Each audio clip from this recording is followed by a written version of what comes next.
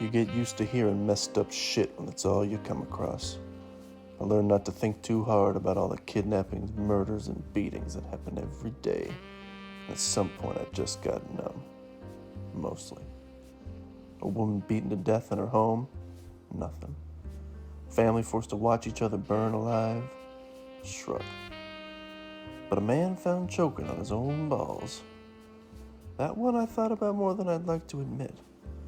Was he awake when it happened? Could he taste them? What did they taste like? Did he like the taste? How sweaty were they? Did the sweat help the taste? Did they...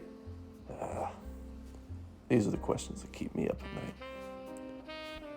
I was wound tight, looking over my shoulder even more than before. I didn't even really know why I was out here. I just didn't feel safe cooped up in my apartment. I'd recently finished what started out as a missing husband case, but that escalated into me finding the poor bastard in pieces in a dumpster behind a chop shop. At first it seemed obvious that a guy named Giuseppe Stromboli would have ties to the mafia, but the mob always makes things complicated, so I threw out the idea. My mother always told me the simplest solution was the correct one. She was rarely wrong. After convincing myself I was just paranoid, I headed home. It took me a couple steps before I realized my apartment had been turned upside down. Somebody had broken in. My mind raced through who could have done this. I had a few enemies, but only one hated me enough to break into my place. Benji the Beak. He, however, was back in jail.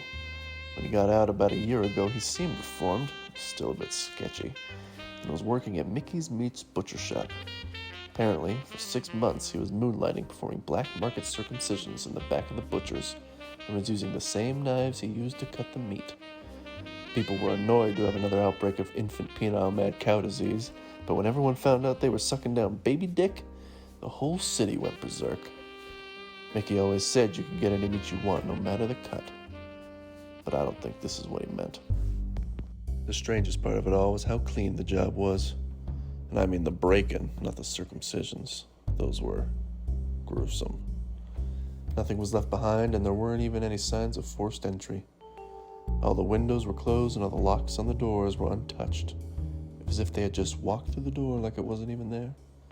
Not even the Beak was this good. I couldn't sleep that night, not knowing who was gunning for me. I tried, but just ended up staring at where my front door was through the wall. Is it still there if I can't see it? Fear can make you doubt almost anything. I woke up, still in the chair, to a chill breeze blowing across my face. I tried to forget the night before, but that was harder than a priest with his choir boys. I couldn't shake the feeling that this wasn't over. Godfather Fettuccini certainly wasn't happy to have his chop shop shut down after all that business with Stromboli. If I had known the mob was involved, I never would have taken the case. Now the Godfather is pissed and a bunch of his top goons are in the clink. The Fettuccini family doesn't like it when their guys get cooked, and they knew I had stirred the pot. After a few hours of trying to forget about it, I couldn't stand by any longer. I called all my contacts, but nobody knew anything, not about any mob activity or nothing. I was too worried to leave my apartment, but just pacing around only drove me crazier. That same chill wind returned and howled like wolves all around me. Footsteps, voices, behind, above, left, right, everywhere. Ghostly words scrambling my already twisted brain. My mother always told me the voices in your head were there to help you. She wasn't often wrong. I couldn't think and my vision was going blurry.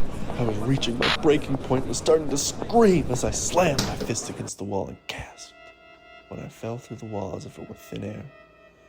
I tumbled through oblivion, not knowing when or if I would ever reach a bottom. It seemed an eternity when I finally crashed back into reality. I was face down on my bathroom floor. How did I get here? I struggled up onto my knees, grabbing the door handle when I realized how ridiculous. I must have slammed the door instead of the wall and gone crashing through. Then it dawned on me. Doors open. I summoned what strength I had left and rose, but I could only reach my front door. I pushed through the raging tempest and fought against the roaring voices, and finally, when I thought I had no life left, immediately the wind ceased and the voices quieted. I was safe from burglars and voices alike. I couldn't hold back a smile. My mother always told me the simplest solution was the right one. She was never wrong.